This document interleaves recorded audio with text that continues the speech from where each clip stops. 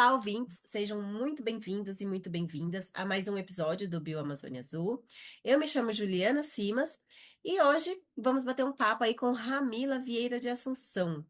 A proposta é discutir, falar um pouco aí sobre a hidroacústica, como ela funciona, quais são as suas principais aplicações nas pesquisas oceanográficas e de que forma essa tecnologia ela tem contribuído para o nosso conhecimento sobre o oceano. Ramila, muito bem-vinda. Obrigada por ter aceitado o nosso e fique à vontade. Olá, Juliana. Olá, todo mundo. Muito obrigada pelo convite. Eu sou, como a Juliana apresentou, né, Ramila, sou oceanógrafa de formação e sou doutora em oceanografia física e ambiental. E hoje eu trabalho no Ciências do Mar 4, né, que é um navio escola. E aqui eu trabalho justamente com esses equipamentos todos de hidroacústica. Trabalhei com hidroacústica durante a minha formação no doutorado também. E tenho aprendido cada vez mais, né? Continuo aí na pesquisa junto com o INCT Amazônia Azul e com outros projetos também, como Tapioca, Abraços, que envolvem todas essas áreas de oceanografia, né? Grande parte do ambiente marinho, especialmente as regiões aí mais profundas, ela permanece pouco conhecida devido às dificuldades de acesso, observação direta. E nesse contexto, a hidroacústica ela se destaca como uma das principais ferramentas aí da oceanografia moderna. Eu queria, para começar a falar, entrar nesse tema, Ramila, você poderia explicar de forma simples o que é exatamente a hidroacústica e por que o som é uma ferramenta tão poderosa aí para estudar o oceano? Então, né, como o próprio nome já fala, a hidroacústica, né? Então, realmente a gente trabalha, a hidroacústica é a parte da ciência, né? A área que utiliza justamente o som como uma ferramenta principal. Então, a gente vai utilizar, estudar, tentar entender a propagação do som na água, a produção desse som, que pode ser tanto por um equipamento, né, gerando esse som, bem como o próprio os organismos, né, que se comunicam, que geram esse som na água. E aí, o som, na verdade, ele tem um comportamento, o som é uma onda, né? Ele viaja em uma velocidade, por exemplo, cerca de 4 vezes maior na água do que no ar. Então, é uma ferramenta extremamente útil e, digamos até que fácil, né, de propagação e de utilização. Então, para a gente ter uma ideia, eu acho que todo mundo já fez uma ultrassom, né? Então, nada mais é do que realmente uma ultrassom do oceano. Então, por exemplo, a gente emite o som na água e ele viaja a distâncias, dependendo da intensidade que é emitido, em uma velocidade conhecida. Então, quando esse som que está viajando nesse ambiente, ele encontra um objeto, né, um alvo, que a gente costuma falar assim, um alvo, ele vai ser retroespalhado. Então, basicamente, aqui é como se fosse um espelhado realmente. Então, ele bateu em algum alvo e vai retornar. Então, como a gente sabe o que foi emitido, a velocidade com que ele costuma viajar na água, né, a depender da temperatura, salinidade, tudo isso a gente vai ter essas informações. E aí, quando ele volta com aquela energia um pouco menos ou mais, e a velocidade com que ele volta a gente vai saber, então, se voltou nessa velocidade, se voltou nesse tempo, na verdade, é porque ele encontrou um objeto a 10 metros de profundidade, ou a 100, ou a 1000, né? Então, se ele voltou com essa energia, se ele espalhou essa energia, é porque ele encontrou um objeto, né, um alvo mais duro, ou um alvo mais mole. E esse alvo que eu digo pode ser peixe, pode ser qualquer outro grupo de organismo. Pode ser um peixe individual, pode ser cardumes, pode ter encontrado um fundo lamoso ou um fundo de rocha. Então, todas essas características do meio influencia nesse retorno do som, né? E é aí que a gente vai criando esse quebra-cabeça, né? Esse mosaico, assim, a gente vai desenhando o som realmente, o oceano, né? O que está aí na coluna d'água, de acordo com o que é retornado desse som que a gente foi emitido de uma certa forma conhecida já. E Sim. é como se realmente um médico sabe cada órgão, o que é numa ultrassom, é assim que a gente sabe o que é cada informação ao longo do caminho que esse som viaja, né, na coluna d'água. E é justamente essas diferenças de retorno que a gente vai criando. Aí a gente precisa saber, mas como que a gente tem certeza que encontrou um determinado tipo de cardume, de peixe ou de fundo? A gente precisa trabalhar também com outras ferramentas primeiro, né? Para validar isso. E à medida que a gente tem certeza que o som se comportou assim e encontrou esse tipo de cardume, esse cardume dessa espécie de peixe. Então, a gente não precisa mais parar e coletar de novo. Então, a gente já tem tudo isso ao longo do caminho inteiro que o navio vai fazendo. Então, é algo que é realmente constante. Assim, a gente pode ter essa informação constante e até profundidades de 1.000 metros, por exemplo, ao mesmo tempo. E, e quais são as principais aplicações da hidroacústica, nas pesquisas oceanográficas? Então, a hidroacústica acho que o mais antigo que o pessoal utiliza são os sonares, né? Os pescadores utilizam o sonar para identificar onde que estão os cardumes, né? Isso, na verdade, acho que a mais antiga é a profundidade, que, como eu falei, né? O fundo, ele é um alvo. Então, o som viaja, bateu, encontrou no fundo, retornou. Então, isso aí a gente tem a profundidade local, que esse primeiro alvo seria o fundo, no caso. Então, isso é para fazer batimetrias, né? São sonares de batimetria. E aí a gente também tem para pesca, né? Encontrar onde estão os grandes cardumes. E aí cada equipamento vai sendo configurado ou melhorado a depender do objetivo. Então, pode ter aqueles sonares que a gente realmente só encontra o cardume, mas a gente não sabe a que organismo se refere, mas a gente consegue ver que está a 20, 30, 100 metros de profundidade, né? E a gente tem aqueles equipamentos mais atuais, que são as ecossondas, né? As ecossondas científicas, que são chamadas assim, que aí a gente já consegue ver qual tipo de organismo a gente está trabalhando. Então, está sendo bastante utilizado não só para caracterizar, falar, por exemplo, em determinado tipo de ambiente, de fundo de rocha, porque a gente também consegue ter essa informação. Em ambiente de fundo de rocha, a gente tem determinado tipo de organismos associados a ele. Isso tudo em uma prospecção única. Então, a gente consegue ver coluna d'água, a gente consegue ver fundo.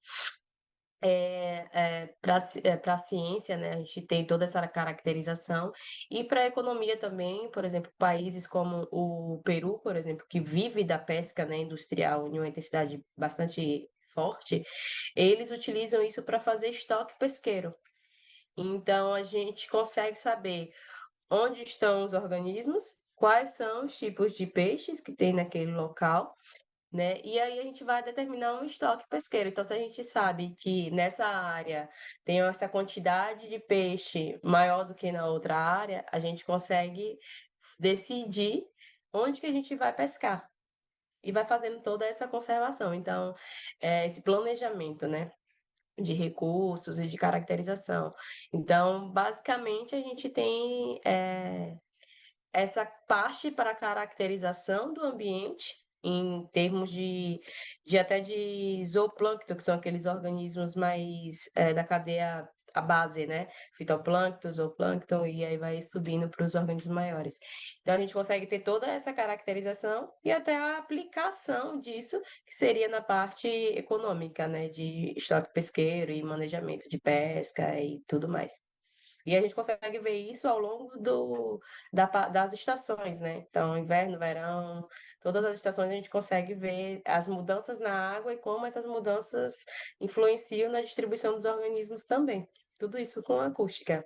Costumo falar que a hidroacústica a gente consegue ter informações da geologia, da biológica, da física, né? Também da oceanografia física, a gente consegue ter informações, por exemplo, das estruturas que são da coluna d'água, a gente tem camadas de maior transição de temperatura e de salinidade. Então, essas camadas de transição geram uma estrutura diferente, como se fossem camadas físicas para a distribuição dos organismos.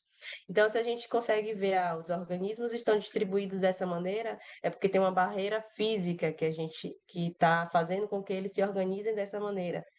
Então, a gente consegue também ter essa informação da oceanografia física, por exemplo. Eu falo que, exceto na parte química propriamente dita, da hidroacústica permite que a gente passe por todas essas outras áreas, assim, de uma prospecção só. Um mesmo momento, né, com o mesmo pulso, a gente consegue ver todas essas informações. E ficam registradas, para trabalhar depois de diversas formas. Legal, dá para coletar várias, diferentes variáveis aí, né, Ramila, para todas as áreas da oceanografia aí, como você comentou. Que interessante. Isso. E De aí, maneira rápida, né, assim, mas não precisa ficar parando e coletando as informações. sem uma É coleta uma forma contínua. dos organismos, né? Isso é importante mencionar também, né? Sim. E Ramila, se você conseguir explicar assim, rapidamente como que esses equipamentos hidroacústicos eles funcionam na prática, né, durante uma expedição oceanográfica. Então, a hidroacústica, a gente costuma separar em ativa e passiva.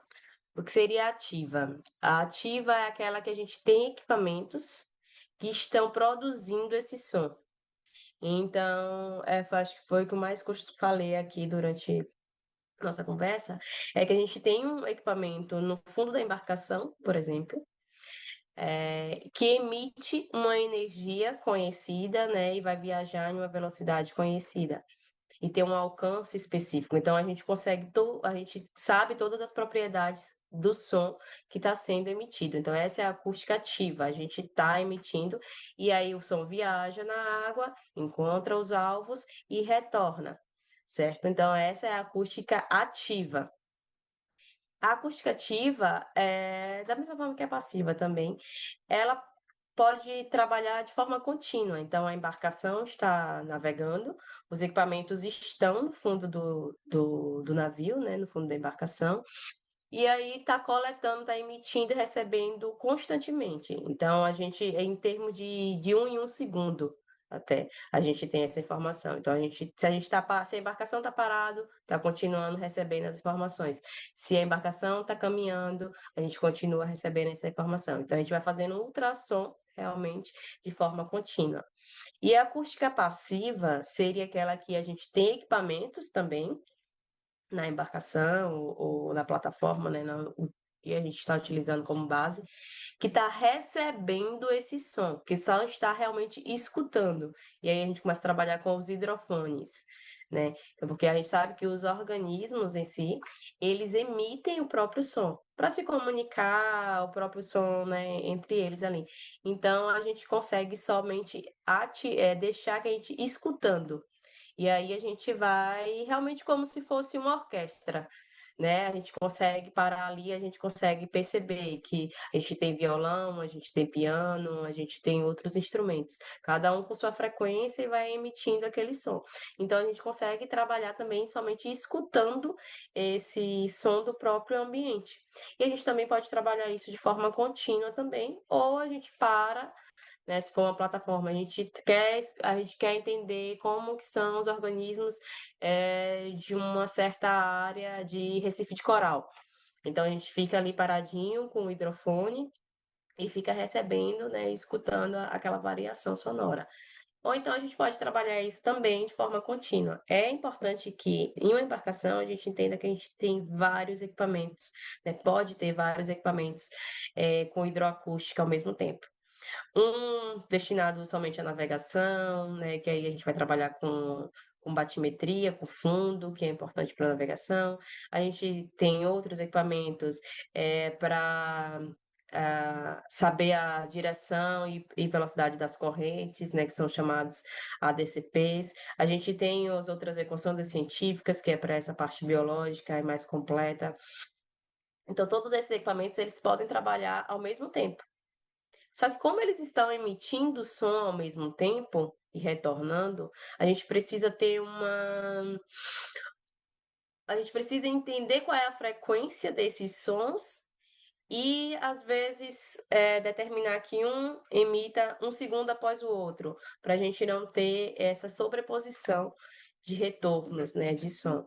Então, a gente pode trabalhar com vários equipamentos de forma contínua, várias informações sendo adquiridas ao mesmo tempo, mas a gente precisa também ter esse cuidado, né, em entender se um equipamento não está interferindo no outro, para a gente não ter essa confusãozinha de, teve um retorno assim, será que foi algum organismo na água que causou isso? Mas às vezes não, pode ser somente os ruídos. A gente fala assim, são os fantasminhas da água. Mas aí depois isso tudo é capaz de ser processado, limpo, e aí tem todo um trabalhinho também, mas a aquisição dele é realmente de forma contínua. Então, se a gente está trabalhando um mês no mar, a gente pode ter um mês contínuo de formações, de tudo, né? E depois a gente pode separar, cada um na sua área e no seu objetivo maior. Então, se um aluno tem interesse em peixes, ele vai trabalhar só buscando os peixes. O outro tem interesse na física, vai trabalhar só querendo tirar a física daquelas informações. Então, é bastante interessante, assim. Interessante, realmente.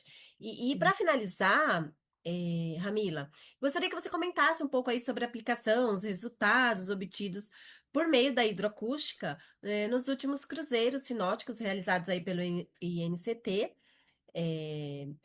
O ano passado, né, tivemos cruzeiros realizados e teremos próximos também aí planejados para os próximos meses, né? Se você puder também comentar sobre as perspectivas futuras, considerando aí que vai ter a influência do El Niño também, né? Então, queria que você comentasse um pouco para a gente finalizar. Então, o ano passado, né, a gente fez o primeiro cruzeiro do INCT na Foz do São Francisco, né, assim, na região, né, da Foz do Rio São Francisco, assim. Então, a gente trabalhou com os cânions, né, os antigos e o atual, assim, cânion do Rio São Francisco. Então, a gente ainda não tem esses dados processados em termos de quantidade, ou seja, eu não posso te dar quantitativamente informações, mas a gente tem, por exemplo, 9 dias contínuos de informação. Então, a gente espera informações que vão variando de maneira. Quando a gente está mais próximo da costa, com maior influência da descarga do rio, e isso vai modificando ao longo, né? Quando a gente vai se afastando dessa região. Então, a gente vai se modificar, a gente vai modificando, a gente vai ter informações desse cânion, não só da batimetria, que isso é muito importante, que às vezes a gente não tem essa informação, a gente consegue da hidroacústica, e como que os organismos vão variando ao longo dessa aproximação de água, da influência de água mais doce, e à medida que a gente vai para a região mais offshore, né, a região com mais influência oceânica, realmente. E aí a gente fez e era na primavera, por exemplo, o primeiro cruzeiro. A gente pode ter isso de com as estações diferentes, né? E aí, no próximo, você falou agora, a gente tem essas, como que vai ser, né? Com essa influência do El Niño. A gente espera, por exemplo, no El Niño de 2024, a gente teve um aquecimento das águas em cerca de 2 graus. Então, se isso voltar a acontecer agora, que a gente também estava associado a uma onda de calor, né? Então, se a gente tiver de novo essas informações agora, a gente vai conseguir ver como que variou. Se variou, o que provavelmente vai variar, né? E como que variou? Quais eram os organismos e a quantidade que a gente tinha no primeiro cruzeiro INCT e o que é que a gente está tendo agora no segundo sobre a influência do El Niño e de todas essas configurações atmosféricas, né? E oceânicas associadas. Então, a gente vai conseguir ter todo esse desenho de informações diferentes, e aí a gente utiliza isso também para prospecção futura. Se a gente tem um aquecimento como é esperado de novo, e a gente tem essa modificação da configuração dos habitats na região, e com a tendência de aquecimento. Então, onde é que a gente vai poder esperar? Qual é o cenário que a gente vai poder esperar? Aquele que a gente teve no primeiro cruzeiro ou que a gente enxergou no segundo cruzeiro? E aí a gente vai brincando, brincando, eu digo assim, de montar esse quebra-cabeça para a gente realmente entender e tomar até como informações, né? E se preparar para o futuro, né? Da maneira possível. Legal, Ramila. Muito obrigada pela sua participação, pela sua contribuição aqui para o entendimento dessa tecnologia, da sua aplicação, né, das suas diferentes aplicações aí, né? Como a gente viu. Agradeço a sua disponibilidade e, e seu tempo dedicado aí para a divulgação científica também dos métodos de pesquisa oceanográfica. Obrigada, Ramila. Obrigada, eu que agradeço e fico à disposição. Espero ter contribuído. E voltamos em breve com mais um episódio do Bioamazônia Azul. Tchau, tchau.